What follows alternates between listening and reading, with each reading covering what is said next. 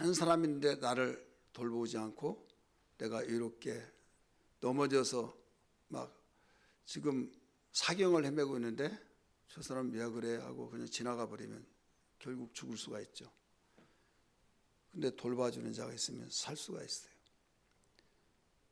세상은 우리가 이모저모 다양하게 볼 때 힘 있을 때는 내가 혼자 스스로 살 수 있을 것 같지만은 어려운 일을 당할 때 인간의 힘으로 안 되는구나. 이걸 그냥 이론, 지나가는 이론이 아니라 가슴속에 파고 들어오는 거죠. 우리 지진 피해가 있고 또 전쟁을 통해서 그뿐만 아니라 세상을 살다 보면 평안하게 항해하다가 예고 없이 일기예보에 맞지 않고 막 돌풍처럼 집채만한 그 파도가 집어삼키듯이 그래서 침몰하기도 하고 이모저모 다양한 것들이 얼마나 우리를 위협한지 모르죠. 이때 절실하게 느낀 것은 하나님이 어디 있냐는 사람도 하나님하고, 여러분 스님들은 석가모니님 해야 하잖아요. 근데 그들도 하나님 찾고 무조건 다 자기 신들이 있는데 자기 신을 찾지 못하고 그냥 엉겹길에 튀쳐나온 거예요. 하나님하고 하나님 찾아요. 이것은 무엇을 의미할까요? 하나님 없이는 살 수 없다. 이걸로 고백하는 거죠. 우리가 믿는 하나님은 인격적인 분이십니다. 우리 한번 따라합시다. 인격적인 분이시다. 이 인격이란 말은 감정과 또 우리 의지와 지식이 있죠.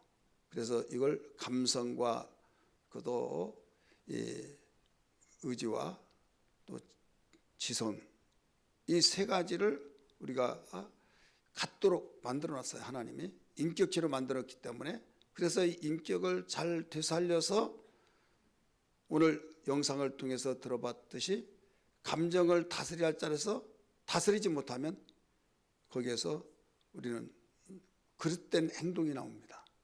언어도 인상도.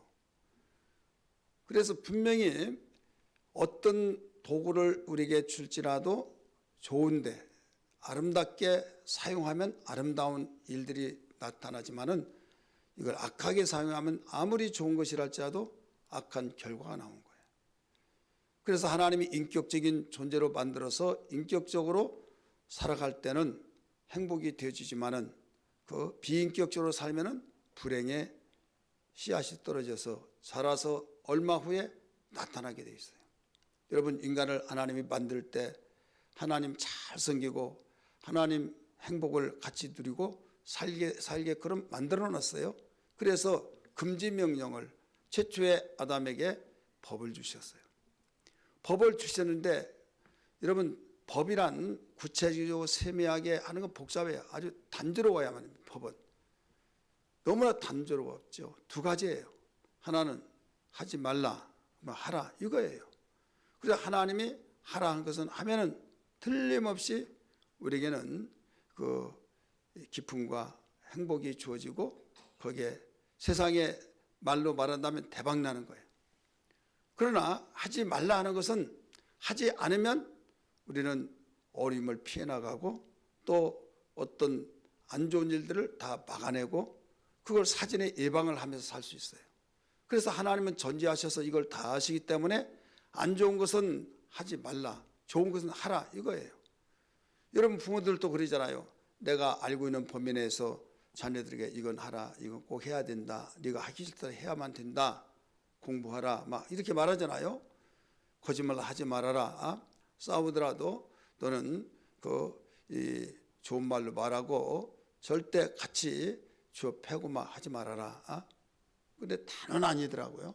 제가 짧은 인생을 살면서 어떤 교인 남편이 자기는 그렇게 교육을 시킨다, 우리 남편이 이렇게 교육을 시킨다, 더 절대 맞고 살지 마라, 두드려 패고 막 네 힘으로 안 되면 돌을 들어서 막 그러고 완전히 맞박을 완전히 깨버리라 막 그렇게 가르친다.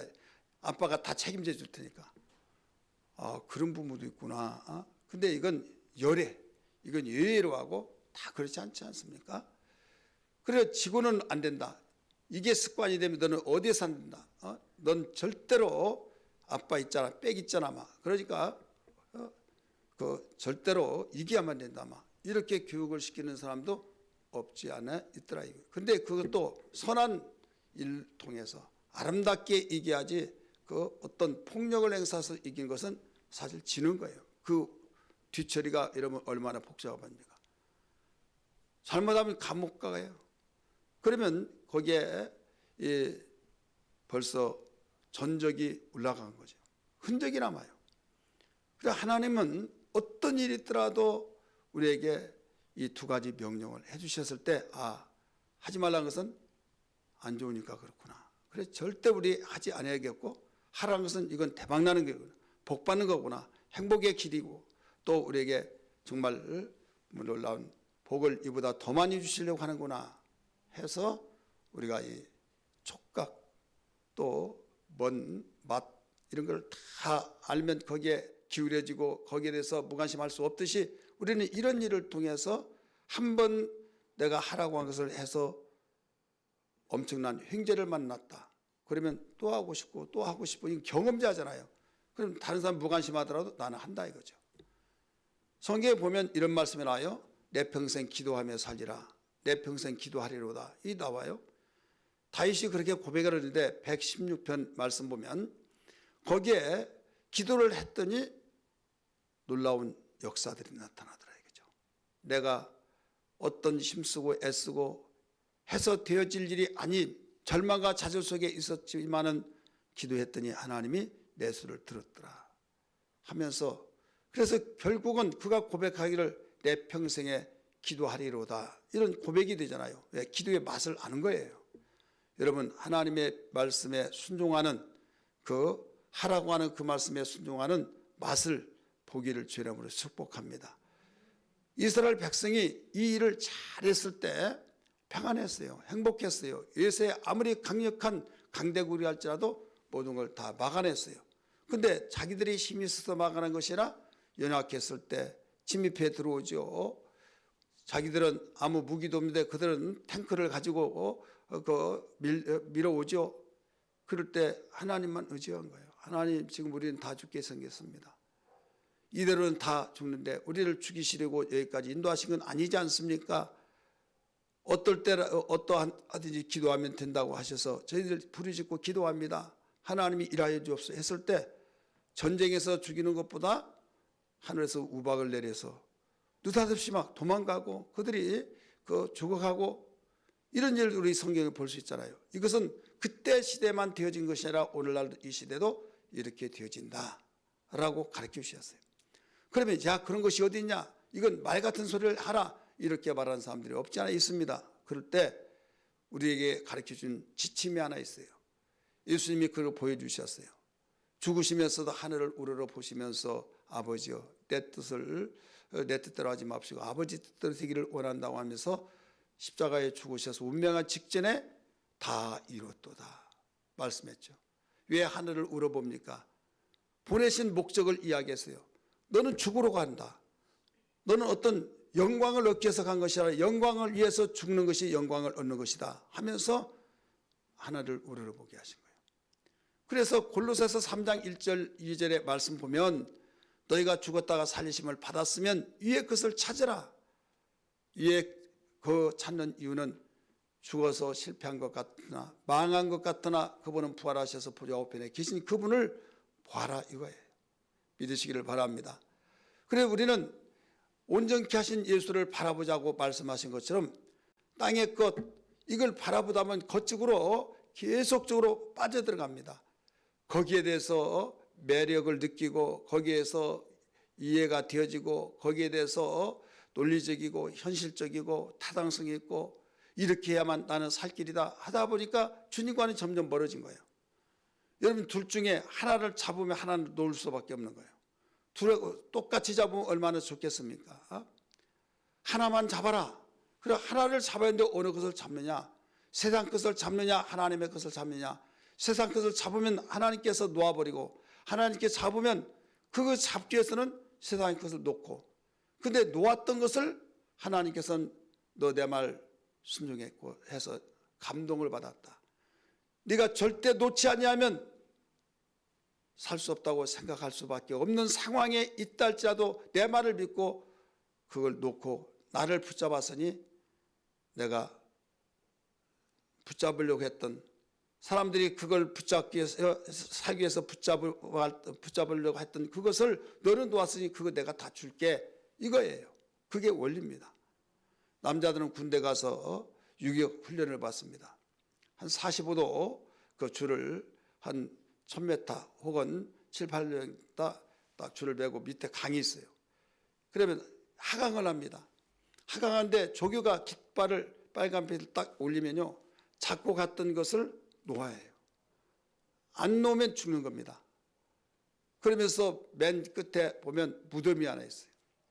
너희 선배들이 이 깃대를 올리면 여기에서 놓아야 하는데 그걸 안 놓아가지고 여기에 목이 부러져 죽었다. 이제 그런 교육을 해요. 여러분 사람의 심리는요 어떤 위경에 참 붙잡으려고 한 것이 사람의 의식이에요. 붙잡으려고 하는. 그러나 절대로 붙잡으면 죽는다.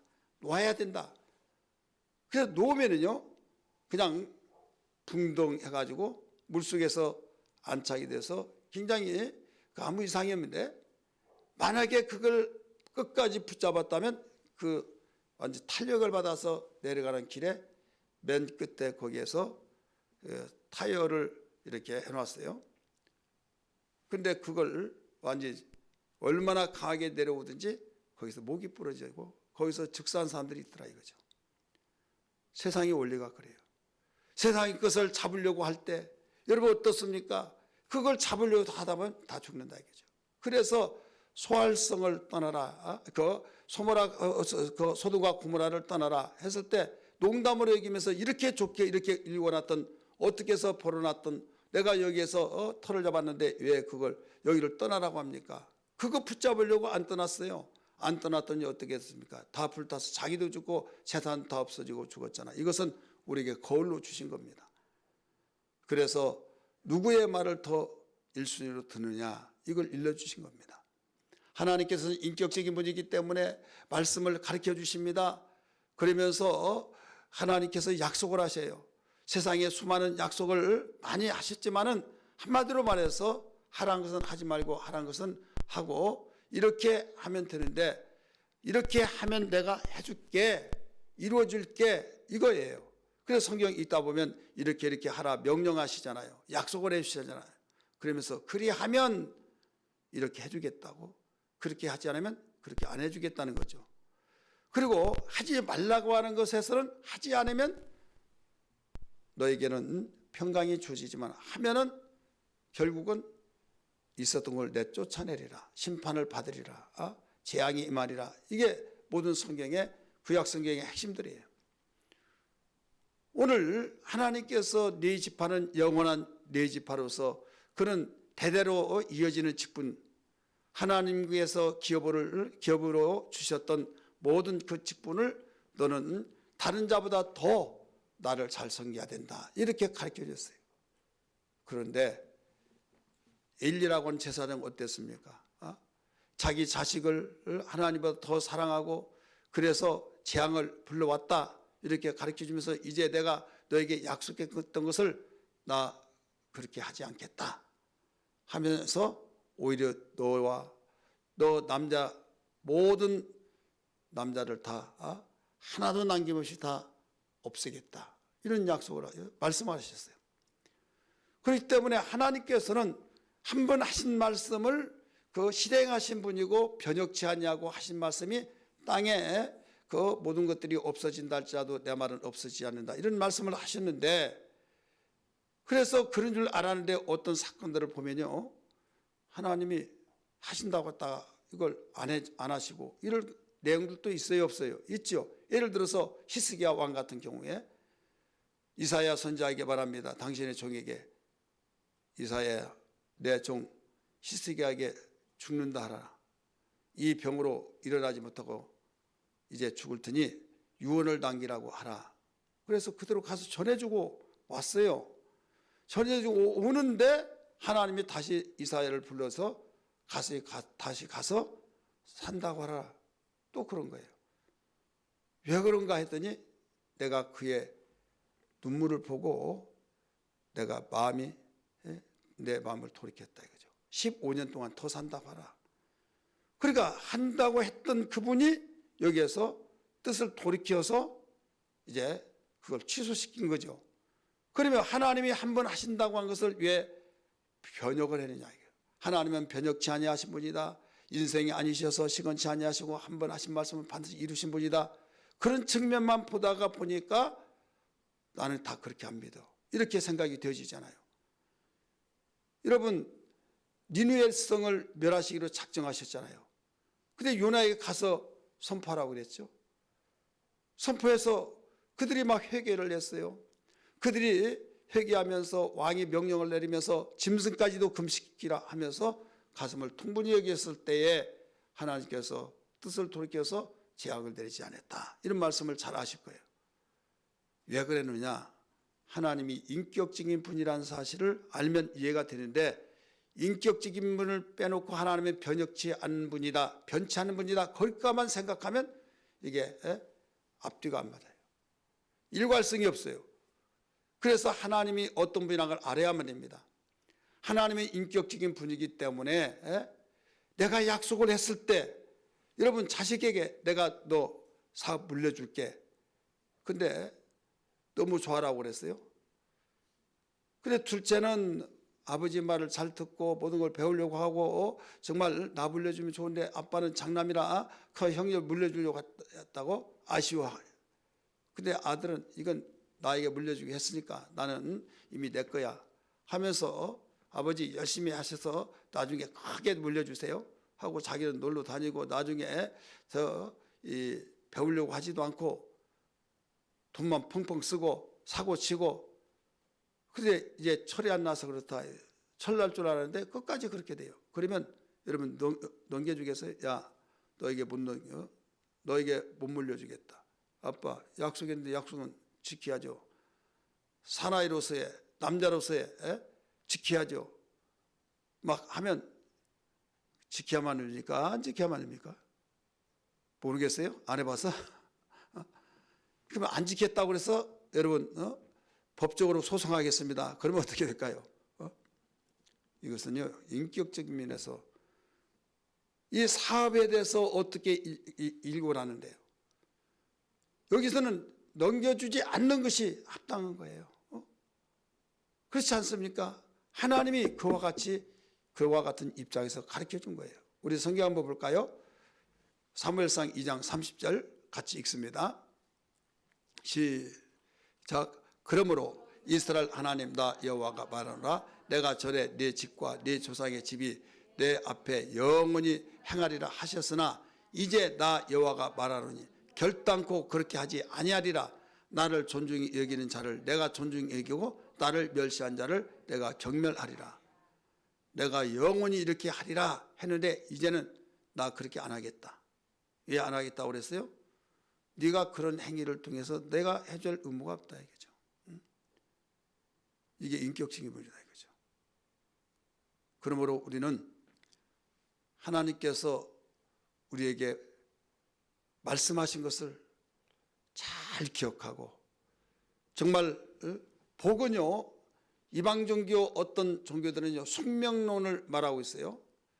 응애하고 태어나면 복받고 살기에 그럼 태어났다.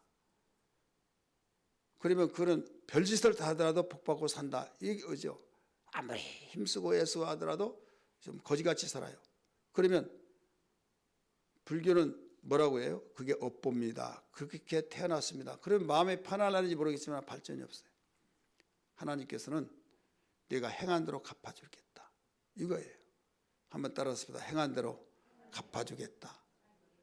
비록 그렇게 태어났다 할지라도 하나님께서는 행한 대로 갚아준다 하셨으니 내가 주님을 사랑하고 그래서 나를 사랑한 자는 천대로 계속 복을 준다고 그랬잖아요. 은혜를 천대까지 계속 내려서 주신다고 그랬어요. 그런데 하나님을 섬기지 않는 자는 어떻게 해요? 하나님 저는 그 말 듣고요. 참 그 말씀을 읽으면서 사랑이 많으시구나. 3, 4대까지 저주를 한다고 그랬어요. 10,000대까지 저주한다고 하면 어떻게 해요? 그런데 사랑한 자는 천대까지, 또 나를 저버리고 그런 사람은 3, 4대까지, 그러니까 자식에게 매를 들 때 죽도록 패는 것이 아니라 돌이킬 수 있을 정도만. 하나님은 그런 분이에요. 그게 얼마나 좋습니까? 좋으신 분이지 않았습니까? 오늘 우리가 믿는 하나님은 이런 분이라는 걸 믿으시길 바랍니다. 우리 지존하신 주님 이름 앞에 찬양 한번 부를까요?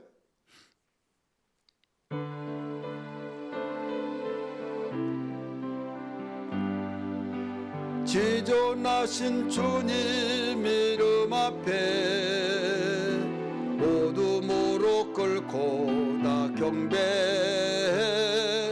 거룩하신 주님 보좌 앞에 엎드려 절하세. 예수는 그리스도, 예수는 주, 하나님의 영으로 경배드릴. 예수는 그리스도, 예수는 그리스도, 예수는 주, 하나님의 영으로 경배드리리.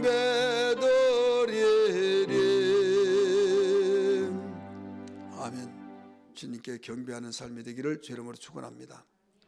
오늘 본문에는 이사야 선지자를 통해서 이스라엘 백성이 불순종으로 포로로 잡혀갔잖아요. 유다 백성들이 바벨론의 포로로 잡혀갔어요. 잡혀가서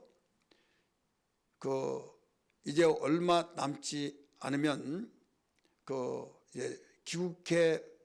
귀국할 날이 다가와요. 그래, 하나님의 약속을 믿으면 하나님께 더 예배를 잘 드려야지 해야 할 텐데, 그들이 이 제밥에 관심 있고 정말 예배에 대한, 구약 성도들은 제사죠.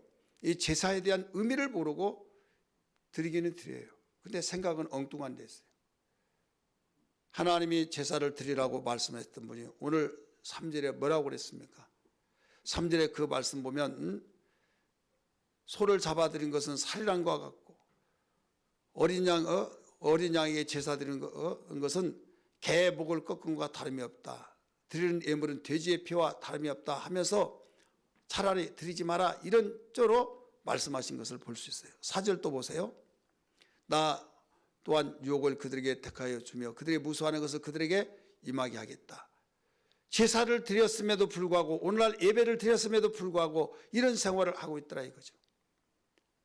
아니, 언제는 제사 드리라고 해서 제사를 드렸더니 왜 살인한 것과 같고 개 목을 꺾은 것 같고 우상에게 제사하는 것 같고 왜 그렇게 말씀하신가? 여러분, 이런 말씀을 잘 아실 거예요. 사람은 외모를 보지만 하나님은 중심을 보신다 말씀하셨죠. 그렇습니다. 그들이 영적인 면에서는 하나님께 제사를 드려요. 제사를 분명히 양을 잡아서, 송아지를 잡아서, 또 염소를 잡아서 드리기는 드리는데 생각은 다른 데 있다 이거죠. 형식은 있는데 마음은 다른 데 있다 이거죠. 그렇기 때문에 이런 말씀을 하신 내용이 오늘 본문의 말씀입니다. 하나님께서는 그러나 돌보는 자가 있다, 내가 돌볼 자가 있다 이거예요. 2절에서 가르쳐주고 있죠. 세 가지로 우리에게 일러주셨어요. 세 가지.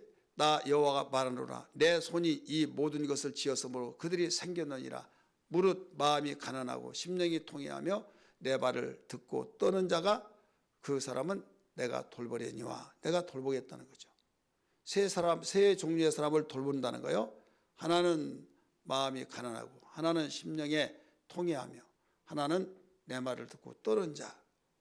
이 사람은 내가 돌보겠다. 오늘 제목이 그래서 주님이 돌보신 자 되라. 우리는 스스로 살 수 없다는 것을 믿어야만 됩니다. 믿으시면 아멘 하십시다. 돌봐줘야 된다 이거죠. 어린아이, 내가 이렇게 어른이 되고 성인이 되고 또 자녀 다 예우고 자손을 보고 증손자까지 보고 누가 도와줘? 난 내가 알아서 다 해. 그렇죠. 그러나 하나님이 볼 때는 우리는 아이예요. 아이. 예레미야서 보면 나는 아이입니다. 예레미야가 그런 말을 한 것을 발견할 수 있어요. 그럼 진짜 어린아이였습니까? 아니에요. 그는 성인이었어요. 그는 장성한 성인이었고, 그런데 하나님 앞에서 나는 아이입니다, 이렇게 고백한 거예요. 하나님 앞에서 우리는 아이로서, 아이는 보호자가 없으면 살 수가 없습니다. 스스로 살아갈 수가 없어요. 마찬가지로 우리 인간은 스스로 살 수 있는 존재가 아닙니다. 돌봐줘야 될 줄 믿습니다. 그러면 하나님께서 내가 돌봐주려고 하는데 너희들은 왜 도망가느냐, 나를 저버리냐, 이거예요. 그래서 여기에 어떤 자를 하나님은 돌보신다고 말씀하시느냐, 세 종류의 사람이라고 그랬죠. 세 가지 사람. 하나는 마음이 가난한 자입니다. 한번 따라합시다. 마음이 가난한 자. 2절 이미 읽어서 아시죠? 우리 예수님도 이 땅에 오셔서 복 있는 삶을 뭐라고 그랬어요? 복 있는 삶을 마태복음 5장 3절에 심령이 가난한 자는 복이 있나니 천국이 그들의 것이며. 자, 마음이 가난한 자는, 심령이 가난한 자는 복이 있나니 천국이 그들의 것이며. 우리가 모두 다 거듭나는 사람은 하나님의 자녀가 되어서 천국에 갑니다. 믿으시면 아멘 하십니다. 왜 거듭난 사람, 예수 믿은 사람은 거듭났다고 그랬잖아요. 왜 천국에 갑니까? 이유가 뭐예요? 이유가 다른 거 아니에요. 여러분 자녀들이 밖에서 활동하다가 왜 여러분 집으로 들어옵니까? 왜 집에 들어와요? 아버지 집이 내 집이고, 내가 마땅히 들어야지 어디로 갑니까? 관계가 있어요. 관계.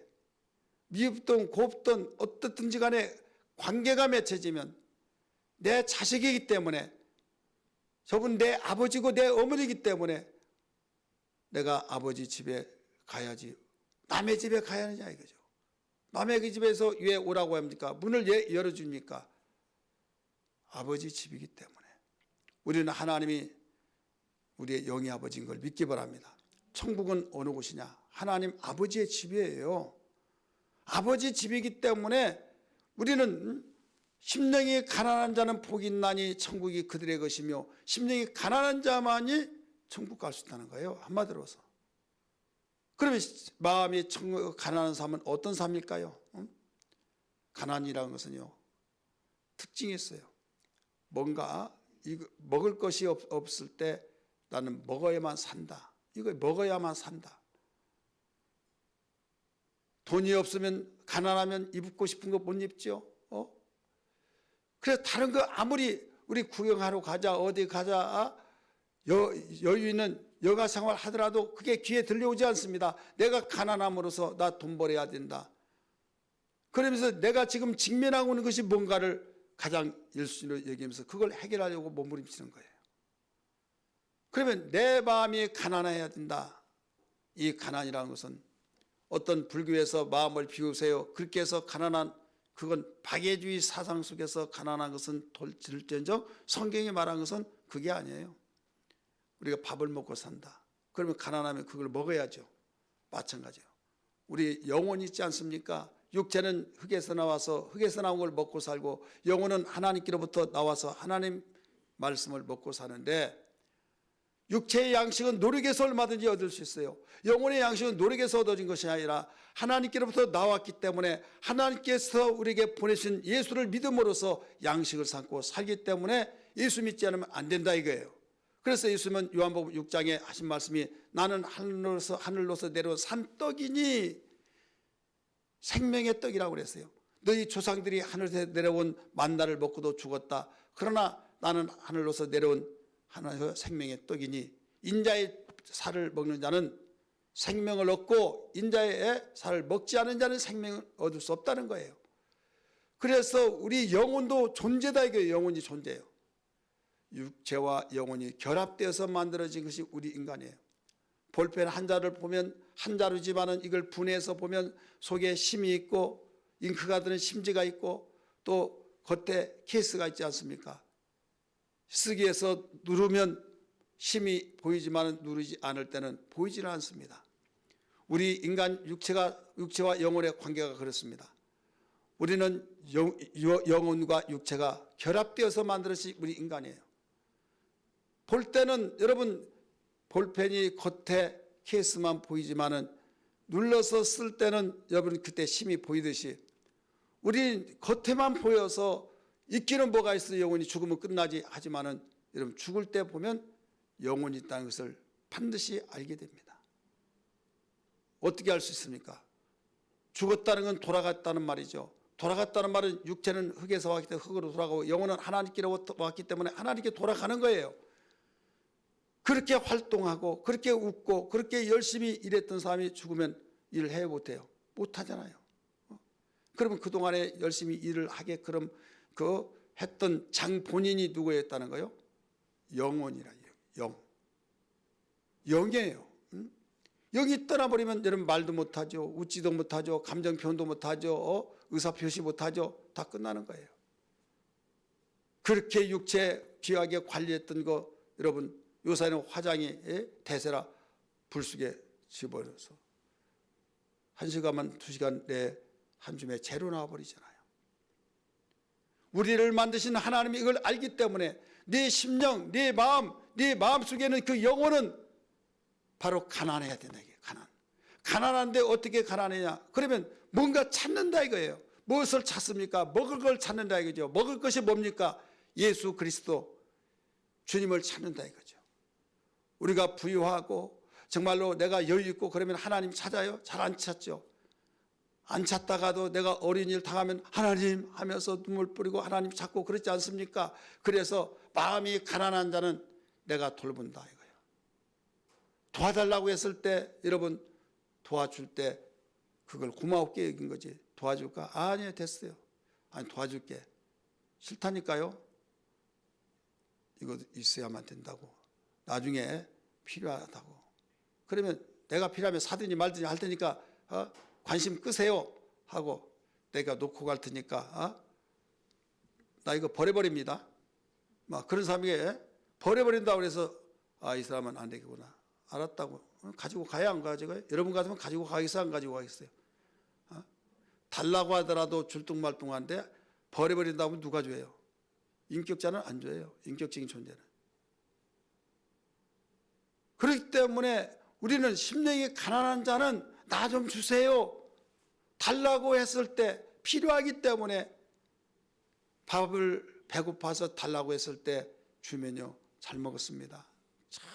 정말 내가 일생에 잊을 수가 없을 것 같습니다. 이렇게 이런 말하지 않겠습니까? 결혼해가지고 우리 전사님 그 당시 다 전사들이었으니까 그 이제 친구들을 와서 이제 대접을 했어요. 이때 삼겹살을 우리도 잘 못 먹는 삼겹살을 대접을 했어요. 그랬더니 그 친구 목사 지금은 다 목사님들 되셨지만은 지금까지 내가 먹어본 중에 최고 맛있다고 배가 고프니까 맛있죠. 그 잊을 수가 없다고. 만나면 지금도 이야기해요. 그때 배불렀으면 이야기할까요? 기억이 사라져요. 그래서 마음이 가난한 자는 바로 내가 돌봐주겠다. 왜? 고맙습니다. 감사합니다. 또 나 좀 달라고. 내가 지금 죽게 됐습니다. 달라고. 그럴 때 도와서 주는 거예요. 여러분 우리의 모든 삶이 부유하다 할지라도 마음이 가난해야 될 줄 믿습니다. 한번 따라합시다. 마음이 가난해야 된다. 근데 이게 참 어려운 거예요. 왜 어렵냐? 그래서 기장 아시죠? 대한 그 기독교 그 한국 기독교 장로교라고 하는 그 기장이라고 그래요. 줄여서 그분들은 가난해야 천국 간다 이렇게 주장해요. 부자는 천국 못 간다. 예수님 부자 천국까지 못 한다고 바늘기로 들어간 것보다 더 어렵다고 낙타가 이런 말씀하면서 그 신학 자체가 그래요. 근데 그 말이 그 완전히 부정할 수도 없는 거예요. 왜? 사람이 구조가 그렇게 됐어요. 부자고 여유 만만하면 점점 열심히 예수 믿다가도 느슨해지잖아요. 그러면서 그거 누리기 위해서 주일도 지키지 않고 돌아다니고 막 또 사람이 어렸을 때는 겸손하고 그러더니 돈 좀 있고 또 여유가 있으니까 그 사람 옛날하고 달라 버렸어. 돈이 사람 버린다고 한 말이 딱 맞다고. 그런 분이 아닌데 여러분 그런 사람이 다는 아니지만 그런 사람이 있습니까 없습니까? 있죠. 부정할 수 없잖아요. 그래서 가난하게 살아야 된다. 가난하게 살아야 된다. 그렇게 말을 해요. 여러분 내가 만약에 내 자신이 그 부자가 되었을 때 하나님 모른다고 한다면 차라리 가난하게 산 것이 낫다. 성경은 가르치고 있잖아요. 근데 너무 가난하면 너무 서글프잖아요. 그래서 아굴이라고 하는 사람은 뭐라고 기도했어요? 하나님이여 나를 부하게도 마옵시고 나를 가난하게도 마옵시고. 부하에서 하나님을 모른다 할까 두렵고 가난해서 너무 가난하면 눈이 완 돌아가요. 그래서 들키면 도둑놈이고 안 들키면 그건 내가 살기 위해서 도둑질한 것은 죄가 아니다. 이거 왜? 살려고 몸부림치니까. 근데 들키면 배로 갚아야 하느니라 또 이렇게 나와요. 성경은. 그러니까 내가 가난해서 도둑질해 가는, 내가 죽더라도 나는 도둑질 안 한다. 이런 그런 마음을 가다듬다가도 어느 것이 옳은가 그 순간에 판단이 흐려진다 이거죠. 그럴 때 그걸 알았기 때문에 부하게도 마옵시고 가난하게도 마옵시고 가난해서 남의 것을 도둑질할까 두려워서 그렇게 기도했다고 가르쳐주고 있잖아요. 사랑하는 성도들이요. 그러면 내가 여유가 있는데 생활은 여유 있는데 마음이 가난해야 되는 건 뭐냐? 예수님 없이는 나는 살 수 없습니다. 이런 사람은 마음이 가난한 사람이요. 내가 아무리 생활이 여유 있다 할지라도 은혜 받지 못하고 내가 정말 하나님의 은혜 받는 걸 속상해가지고 내가 없을 때 얼마나 속상합니까? 내가 얼마나 초라합니까? 내가 은혜 받지 못하고 다른 사람은 행복하고 여유 있고 정말 복 많이 받았다고 하는데 하나님 앞에 섰을 때 내가 정말로 얼마나 어리석은 자라고 생각하지 않을까? 부자 여러분 그 비유를 가르쳐 줬잖아요. 창고를 늘려서 짓고도 널려서 막 채웠더라도 오늘 밤에 내가 네 영혼을 도로 찾으니 네 그 모든 것이 누구의 것이 되느냐 하면서 결론으로 뭐라고 말했어요? 예수님이 이와 같이 믿음이 부여하지 못한 자는 이와 같다 이거죠. 아무리 부자라 할지라도 이건 어리석은 부자다. 이건 가난한 것이다. 부자가 아니다 이거죠. 그래서 마음이 가난한데 여기에서 마음은 다 부자예요. 왜? 마음이라고 해서 하나님이 없이는요 누구의 영향을 받느냐? 가운데잖아요. 중심이잖아요. 이쪽에 영향을 받느냐 이쪽에 영향을 받느냐 이거죠. 마음 내 영혼에 영향을 받느냐 육체의 영향을 받느냐. 육체는 흙에서 나왔기 때문에 흙에서 나온 모든 영향을 받으면 땅의 것이 없으면 나는 가장 불쌍하고 나는 살아야 할 이유도 없고 영혼의 영향을 받으면요 내가 가난하면 하나님 나를 살려주세요. 하나님 찾게 됐다 이거죠. 다른 사람은 나는 먹을 것도 많고 모든 하늘이 잘 되고 부자라고 하고 부럽다고 하지만은 하나님 나는 빈곤한 자입니다. 그래서 시편 기자가 고백했어요. 아사베란 그 하나님의 사람이 고백하기를 내 영혼아 하나님을 바라라. 어찌하여 불안하고 낙심하는고 어찌하여 불안하고 낙심하는고 하면서 시냇물을 사슴이 찾듯이 내가 주님을 갈급하여 찾나이다. 이 사람은 지금 가난한 사람이에요. 그래서 내 심령이 어떤 가운데서도 주님 없이는 살 수 없다고 하는 그 고백 속에서 내 마음속에 애통에 의해서 사슴이 못 이기 가랬던 사슴이 시냇물을 찾는 심정으로 은혜를 찾아 나서고 주님을 찾고 애통히 여기고 이 사람은 마음이 가난한 사람이에요. 이 사람은 돌봐준다는 거예요. 하나님께서 예면하지 않고 돌봐준다. 도끼로 작정한 자는 도와주고 싶은 것이 부모로서 자식에 대한 마음이지 않습니까? 마찬가지로 자식이 지금 굶어 죽겠다고 너무 정말로 내가 못 견디겠다고 할 때 하나님께서 얼마나 기뻐하실까요? 기쁨으로 돌보신다는 걸 다시 한번 믿기 바랍니다. 이런 내용들이요 성경은 수없이 많이 가르쳐주고 있습니다.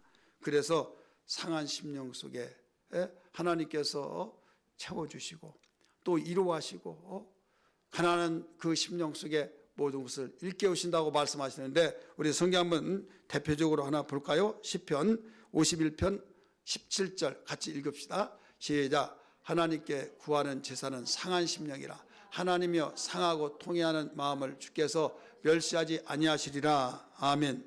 아멘. 그래서 여기 상한 심령, 가난하니까 상하지만은 누구를 의지해요? 하나님을 의지한다 이거죠. 마음이 상하고 통회하는 그 마음을 주께서 멸시하지 않는다. 바로 돌봐주신다 이거죠. 그래서 하나님의 사랑을 받고 하나님의 도움을 받기를 원한다면 우리 마음이 가난하기를 주님을 축원합니다. 할렐루야. 우리 가난하가 아멘도 않고 양심으로 가고 우리가 부유하게 사는 비결이 뭐예요? 마음이 가난하면 이 모든 걸 너에게 더하시리라 말씀하죠. 하나님과 관계를 맺어야잖아요. 제가 서두에 그랬잖아요. 우리는 스스로 살 수가 없다. 돌봐주지 않으면 살 수가 없다 말씀을 드렸잖아요. 손 벌려서 나를 좀 살려달라고 할 때 예면치 않은 한 분이 살려주는 거예요. 내가 가난해가지고 당신이 없으면 내가 살 수 없습니다. 가난한 사람만이 그렇게 말하지 부유한 사람이 왜 그렇게 손 벌리겠습니까?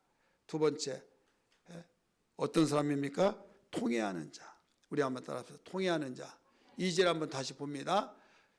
나 여호와가 말하노라 내 손이 이 모든 것을 지었으므로 그들이 생기는지라 무릇 마음이 가난하고 그 다음에 뭐라고 그랬어요? 심령에 통회하며 사람은 연약해서 우리가 본의 아니게 죄를 질 때가 있죠. 죄를 짓고 그걸 흐느끼면서 애통히 여기면서 내가 정말 참 내가 이런 사람뿐이 되지 못했나 안 그럴 줄 알았는데 이런 사람이 되었다 했을 때 뉘우치고 다시는 그렇지 아니하리라 결단하고 애통히 여기는 통회하는 그 마음 이 사람을 하나님께서는 돌보신다 이거죠. 하나님은요 죄 없는 자를 찾으신 분이 아니에요. 죄 없는 자를 찾는 것이 아니라 통회하는 자를 찾고 있는 걸 믿기 바랍니다. 왜? 죄 없는 자는 도와줄 이유가 없어요. 예수님이 오신 이유가 뭐라고 그랬어요? 내가 죄인을 찾아 구원시키러 왔다. 나는 죄 없습니다. 하나님은 도와줄 이유가 없는 거예요. 그래도 죄 없으니까 너 죄의 삭은 사망인데 내가 스스로 사나 한번 보자. 살 수가 없잖아요. 죄 문제가 해결돼야 하잖아요. 통회하는 그 마음. 근데 이런 모든 것들도요. 그렇게 네 머리에서는 그렇게 되고 싶은데 마음이 움직이지 않죠. 그래서 이것도 내 마음대로 안 되더라. 성령의 도우심이 절대로 필요한 걸 믿기 바랍니다. 믿으시면 아멘 하십시다. 사랑하는 성도들이요. 오늘 우리는 어떤 일이더라도 연약하여서 넘어지고 자빠지고 또 내가 가면 갈수록 주님과 점점 멀어지면서 신기하게도 이게 세 가지지만 하나로 연결됩니다. 마음이 가난한데 마음이 부자가 되어버리면 나중에 부자가 되어져서 못할 것이 없죠. 근데 안 돼. 안 되면 나중에 신경질이라 내 방법으로 하려고 하고 그래서 한번 빠져들면 계속 빠져들어요. 어떤 분이요. 이런 문자 그런 문자 다 받지만 대박 난다고 하고 2,700만 원 어떤 사람은 500만 원을 몇 배 해가지고 그 5천만 원을 그 손에 쥐었다 이런 것들이 어떻게 정보 다 새어나가서 우리는 다 뚫려서 그래 다 몇 번씩 지훈이라고 바쁜 사람들이 있을 거예요. 저부터도 그래요. 지훈이라고 바빠요. 근데 거기에 딱 걸려드는 거예요. 걸려들어가지고 사업한다고 세어 들어가는데 안 와가지고 나중에 봤더니 거기에 다 몰아놔 버리고 계약으로 갔던 사람이 그쪽에 다 몰아놔. 그래가지고 집 하나 사는데 그 집도 다 팔면 없어져 버릴 정도로 1억 2천인가 그래서 다 집어넣었어요. 예. 처음에 집어넣으니까 막 들어오더란 거예요. 그 가령 30만 원 됐더니 그 100만 원 들어오고 또 그걸 내서 또 100만 원 집어넣었지 500만 원 들어오고 그래서 이왕에 할 거 그 퍼센트로 들어가기 때문에 나오기 때문에 그 큰 거 크게 투자를 하시라고. 그래서 3천만 원을 집어넣었더니 6천만 원 들어오고 그러더니 나중에 그 8천만 원 1억 이야기를 해. 계약으로 가는 거 그걸로 약 다 집어넣고 또 대출 받아가지고 집어넣고 집 있는 이제 대출 받아 다 집어넣는 거예요. 그래서 그 부인이 이건 그냥 똥 밟았다. 당신 지금이라도 정신 차리고 하지 마라. 그랬더니 막 욕을 하고 쥐어 패고 하면서 완전히 자기가 자기 이 형제한테 급하니까 좀 돈 달라고 거기서 5천만 원 또 꾸준하다가 또 밀어냈어요. 나중에 당신이 끝났다 해서 안 산다고 그랬더니 자기 나가고 며칠 있다고 돌아왔어요. 어떻게 살 거예요? 내가 뒤집어 씌워졌나 보다. 그래 마음이 부자니까 막 금방 상상하니까 막 금방 돈을 벌어진 것 같으니까 이제 자기 뜻대로 막 살아버리죠. 격길로 가죠.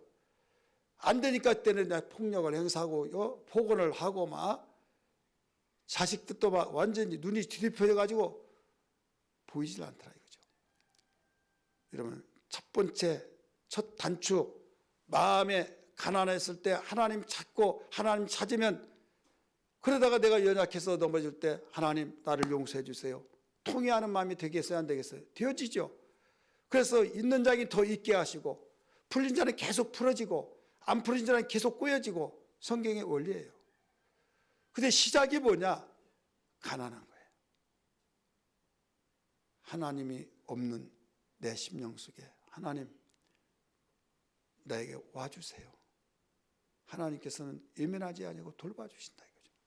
통회하는 그에게 속죄의 은총을 베풀어 주셔서 그를 용서해 주시면서 내가 너를 다 용서해 줬다 하면서 동에서 서가 먼 것처럼 하나님께서 다 기억지도 않는다라고 말씀하시면서 통회하는 그에게 함께 역사하신 돌보신 이분을 바로 믿기를 주의 이름으로 축원합니다. 사랑하는 성도들이요, 오늘 우리는 성경에 보면 수없는 사람이 하나님의 도움을 받고 사는데 이 세 가지 모든 것을 우리는 함축시켜서 볼 수 있어요. 마지막에 어떤 사람입니까? 말씀을 듣고 떠는 자. 우리 2절 다시 봅니다. 맨 끝에 보면 내 말을 듣고 떠는 자, 그 사람은 내가 돌보려니와. 내 말을 듣고 떠는 자가 뭘까요? 하나님 말씀을 경외하는 자예요. 따라서 하나님 말씀을 경외하는 자. 하나님 말씀을 듣지 못했을 때, 정말 내가 그대로 순종하지 못했을 때, 그 말씀을 들었을 때 순종하지 못했을 때 통회함으로써 우리 모두 이제 회복이 되어지고, 그 말씀을 들었을 때 내가 정말로 벌벌 떨면서 이게 뭐냐면 그분을 경외하고 그분을 두려워하고, 이것이 죄를 짓고 두려워한 것이 아니라 그를 경외하는 가운데 두려워하기 때문에 말씀을 순종할 수밖에 없는 거예요. 따라서 합시다. 말씀을 듣고 떨면 순종해야 하네요. 순종하죠. 여러분 요시아라는 왕이 있어요. 요시아 왕, 유다 16대 왕 요시아 왕이 있는데 그가 31년을 통치를 했습니다.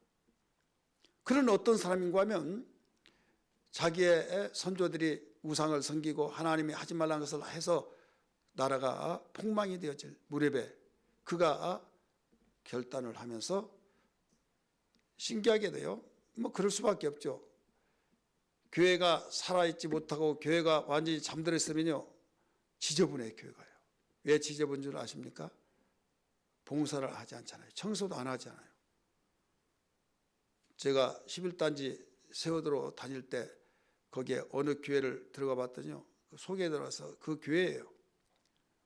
근데 그 교회 이렇게 보니까 먼지가 수북해요. 이렇게 했더니 완전히 껌장 같아요. 그때 느낀 거예요. 그 교회가 정말 어림을 당하고, 그러니까 봉사도 않고, 그러니까 그렇죠. 집안도 마찬가지예요. 오늘 우리는 여기에서 가르쳐 준 것처럼 순종하지 아니하는 그 사람은 결국 여기에서 하나님이 말씀대로 그렇게 되어져서 하나님 말씀을 두렵게 여기지 않아요. 떨지 않죠. 이스라엘 백성이 그를 무렵에 요시아 왕이 등극을 해서 하나님 말씀을 두렵게 여기면서 성전을 여기에 수리하라 해서 수리를 하도록 반짝반짝 해놨어요. 근데 수리하면서 뭔가 나온 것이 아닌데 거의 돈뭉치가 나왔어요. 그걸 더 보태 써라 하고 또 나온 것이 있어요. 성경이 나왔어요.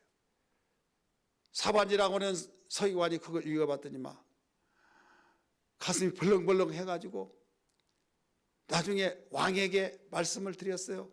그랬더니 왕을 갖다 드렸어요. 그래서 한번 읽어봐라 읽었어요. 이 요시야 왕이 옷을 찢었다고 그랬어요. 우리 성경 볼까요?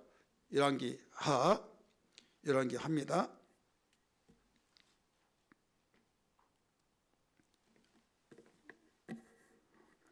열왕기하 22장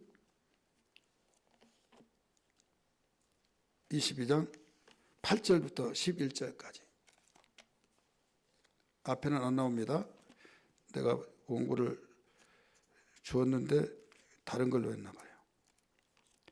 먼저 찾으신 분들 읽으세요. 시작.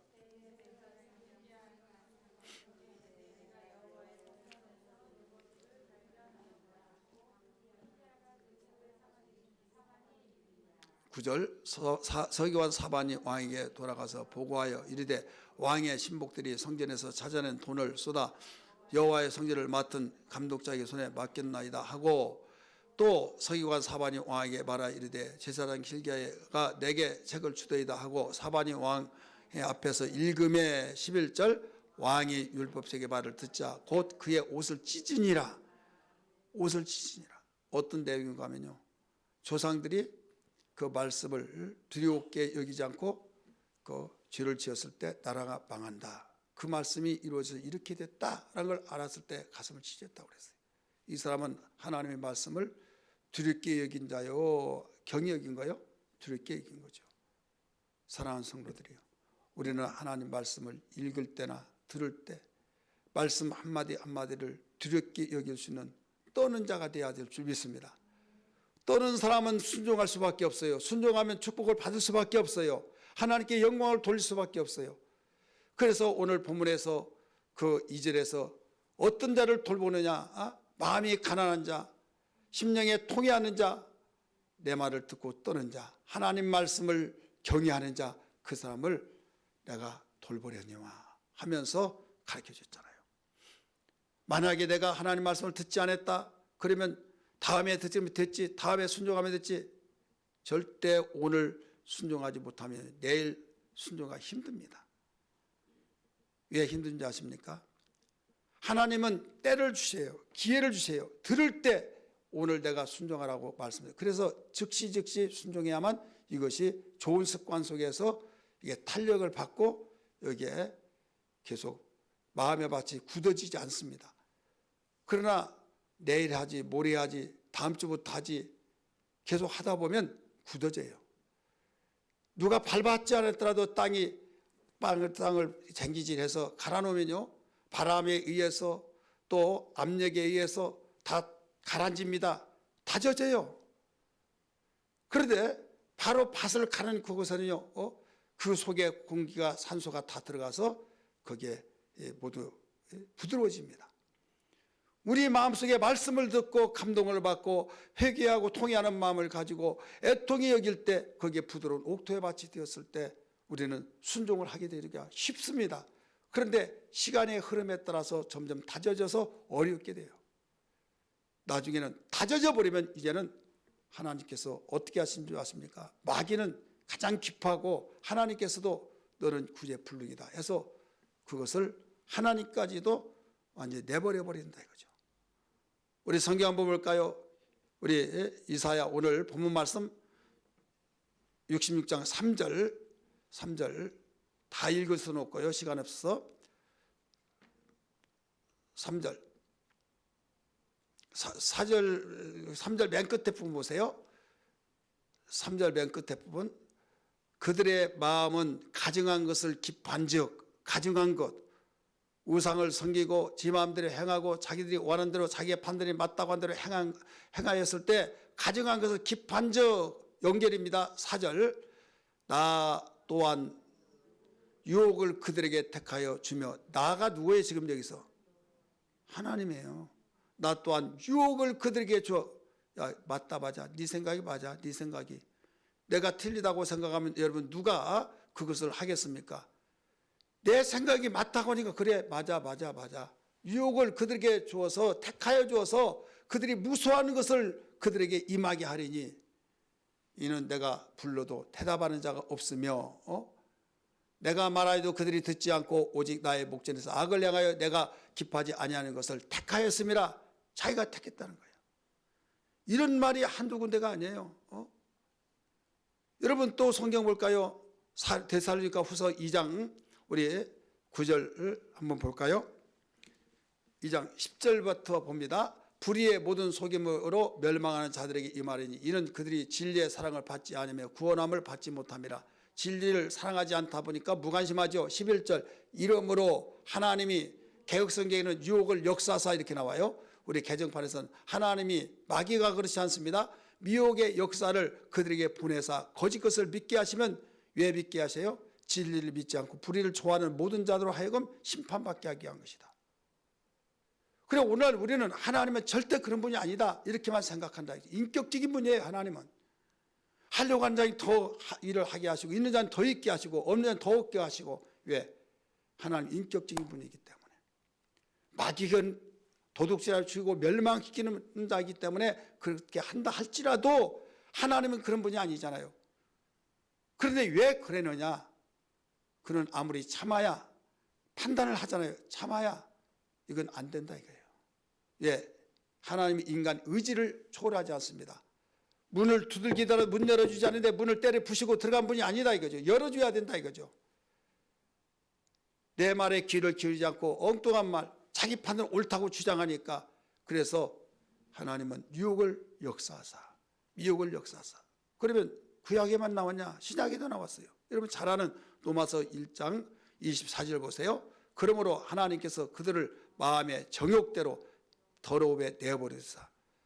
마귀가 그러지 않았어요? 하나님이 그들의 마음의 정욕대로 더러움에 내버리사 그들의 몸을 서로 욕되게 하셨으니 하면서 창조주 하나님을 섬기한 때 피조물을 섬기고 더 사랑하고 진리를 좋아하는데 거짓 것을 좋아하고. 그게 25절 나오는 거예요. 25절 그게 나온 내용이에요. 그 다음에 26절 이어서 또 나와요. 이 때문에 하나님께서 그들을 부끄러운 욕심에 내어버리셨으니 곧 그들이 여자들로 순리로 쓸 것을 받고 영리로 쓰며. 남자가 여자하고 결혼해야 하는데 나는 여자 싫어. 아니 남자 싫어.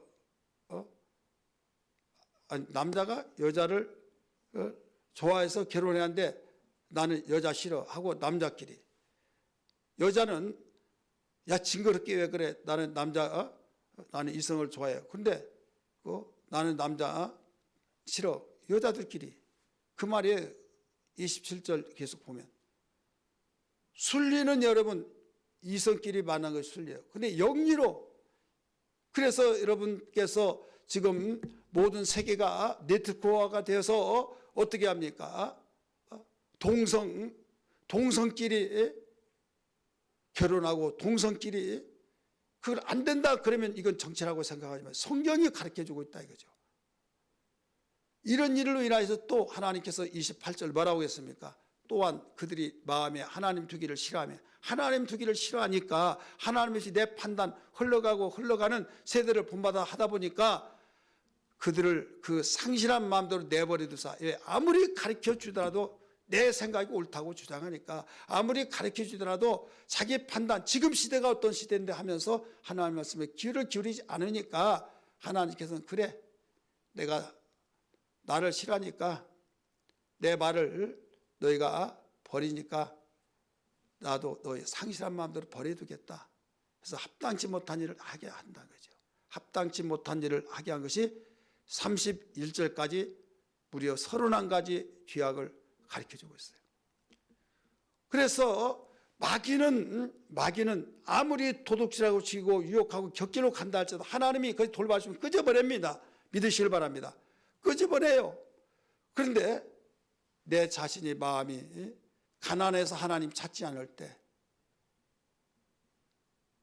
내 마음이 내 생각이 옳다고 주장하고 아무리 별의별 말 다 하더라도 자기가 주장해 나가면서 그러면 하나님께서 유혹을 역사해 버린다 이거죠. 그러면 어떻게 살아요? 하나님 도와주지 않는데. 그래서 심판받게 하기 위한 것이다 라고 말했잖아요. 과거나 지금이나 앞으로도 영적 상은 똑같습니다. 그러므로 하나님 말씀을 듣고 깨달았습니다. 무엇보다도 하나님 돌보심이 없이는 살아갈 수 없는 이 시대에 나를 돌봐 주옵시고 내 생애를 돌봐주시고 우리 가정을 돌봐주시고 우리 자녀들을 돌봐주시고 나의 모든 범사를 돌봐 주시옵소서. 그러기 위해서는 오늘 말씀을 들었습니다. 마음이 가난한 자를 돌보신다고 하셨고 마음에 통해한 자를 돌보신다고 하셨고 무엇보다도 하나님 말씀을 듣고 떠는 자 하나님 말씀을 경외한 자를 돌보신다 하셨사오니 이런 신앙 되게 하여 주옵소서. 이런 고백이 되기를 주 이름으로 축원합니다. 할렐루야. 우리 기도하겠습니다.